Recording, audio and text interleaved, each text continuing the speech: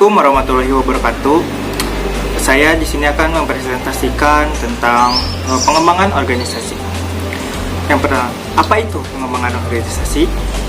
Pengembangan organisasi merupakan cara pendekatan terhadap perubahan yang berjangka panjang dan lebih luas ruang lingkupnya dengan tujuan untuk menggerakkan organisasi ke arah tingkat lebih fungsional dan lebih tinggi.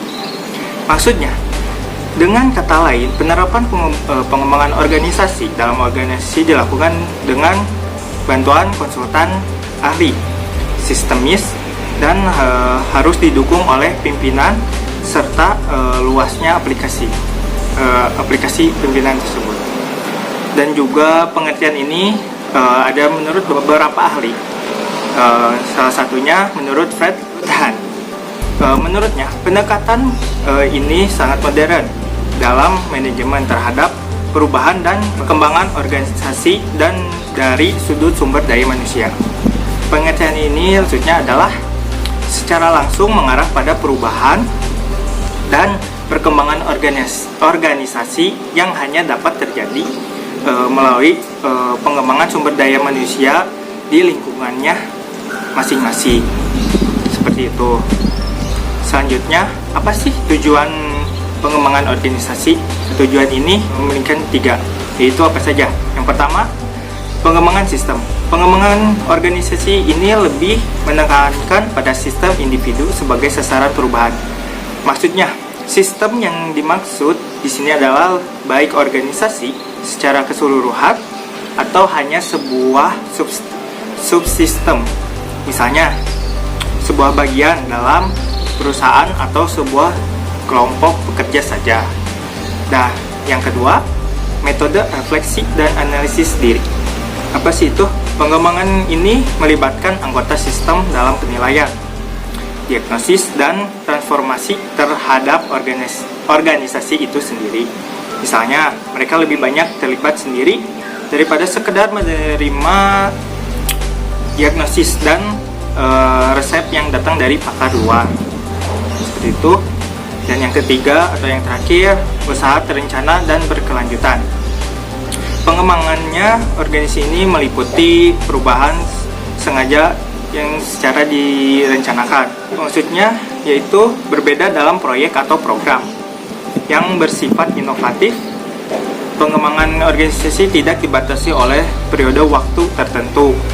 Pengembangan organisasi tergantung sekali pada konsep-konsep dalam ilmu perilaku. Misalnya, atau utamanya psikologi sosial di samping psikologi dan sosiologi. Nah, itu tujuannya. Adapun teori pengembangan organisasi, yang pertama, manusia sebagai individu. Nah, di sini bahwa manusia memiliki hasrat berkembang dan kebanyakan orang tidak hanya berpotensi dan berkeinginan untuk berkontribusi sebanyak mungkin pada organisasi ini. Itu selanjutnya, manusia sebagai anggota dan pimpinan kelompok. Teori ini berasumsi bahwa setiap orang dapat diterima dan diakui perannya oleh kelompok kerjanya. Dalam keterbukaan, orang akan mendapatkan kepuasan kerja yang lebih tinggi, sehingga demikian performa kelompok dan akan lebih efektif. Dan terakhir, manusia sebagai wadah organisasi. Misalnya, komunikasi antar kelompok hanya terjadi pada tingkat manajernya saja. Koordinasi dan kerjasama akan kurang efektif daripada bila segenap anggota kelompok terlibat dalam interaksi. Nah, itu teorinya. Dan di sini juga ada makna, yaitu makna pengembangan organisasi. Makna ini pengembangan organisasi memiliki beberapa penjelasan yang seperti menurut beberapa para ahli. Menurut Robbins, pengembangan organisasi adalah sebuah metode yang bertujuan mengubah sikap. Apa sih perubahan ini atau teknis ini? Seperti organisasi fasilitas yang dirancang ulang untuk hal yang dibutuhkan untuk meningkatkan organisasi mereka. Selanjutnya, menurut Christy S. B. Delier. Nah, Menurutnya, organisasi ini adalah suatu proses perubahan berencana terhadap orang-orang yang ada di dalam organisasi secara keseluruhan. Maksudnya, meneliti bagaimana orang-orang bekerja sama, fungsinya apa itu yang perlu diubah. Nah, seperti itu. Selanjutnya, menurut Frennen dan Bell, menurut mereka, suatu usaha jangka panjang untuk memperbaiki proses-proses pemecahan masalah dan pembaharuan organisasi. Maksud mereka yaitu menjadi lebih efektif dengan bantuan agen perubahan seperti katalisator dan penggunaan teori serta teknologi. Dan yang terakhir menurut Bennis, menurutnya pengembangan organisasi adalah suatu tanggapan terhadap perubahan suatu strategi kompleks yang bersifat pendidikan.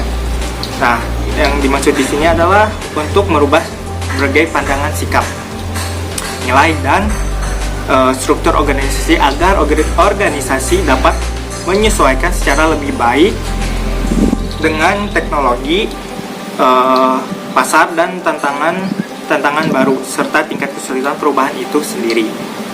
Nah, di organisasi itu juga ada tahapannya.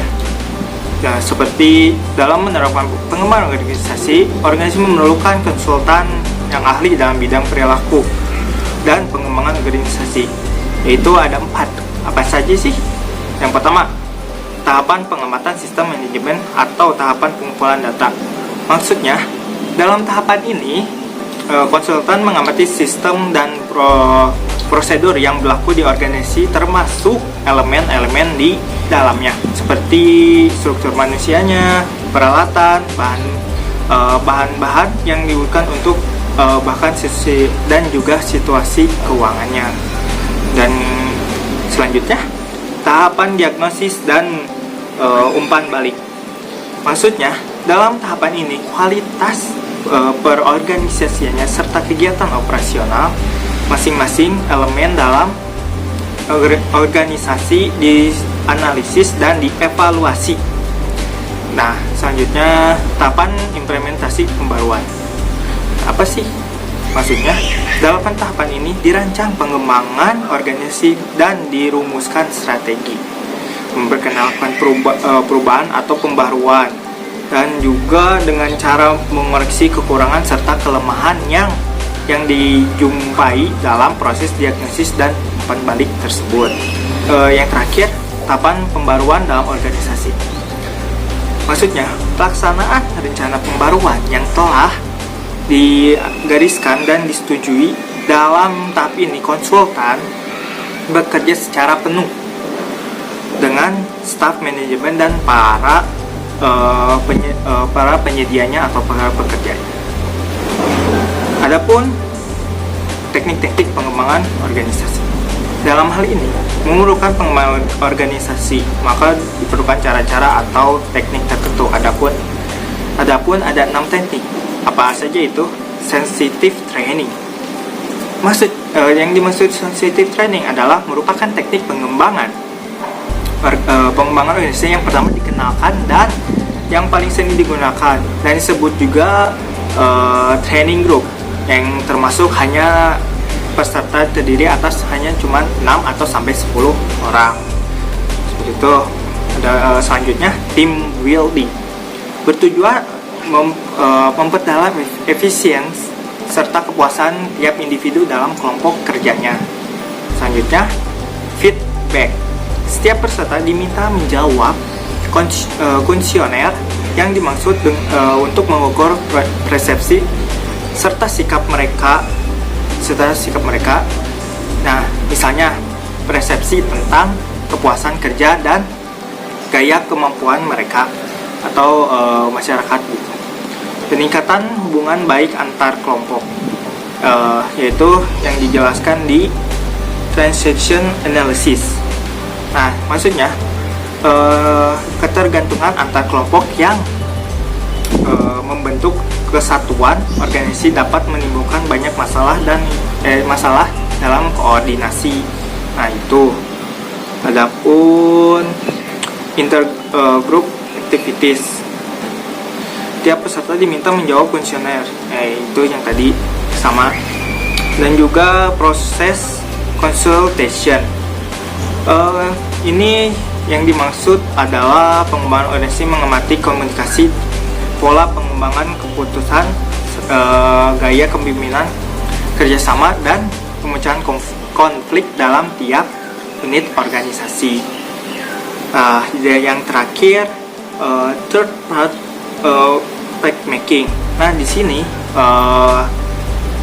menelibatkan pihak ketiga, yaitu untuk menengahkan suatu permasalahan, misalnya seperti sengketa atau dengan investor misalkan gitu, seperti itu, jadi menjadi pihak ketiga. Dan kesimpulannya tentang pengembangan organisasi, yaitu pengembangan organisasi merupakan proses pendekatan atau metode yang bertujuan untuk mengadakan sebuah perubahan dalam sebuah organisasi ke arah yang lebih baik dengan penerapan nilai-nilai, ide, dan gagasan baru yang lebih signifikan agar organisasi semakin berkembang ke arah yang positif dan maju. Sekian dari saya.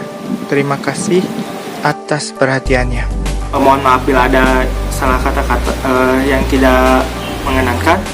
Dan bila ingin menanyakan, boleh bisa di kolom komentar di bawah ini. Sekian dari saya Rangga Siadi Permana. Assalamualaikum warahmatullahi wabarakatuh.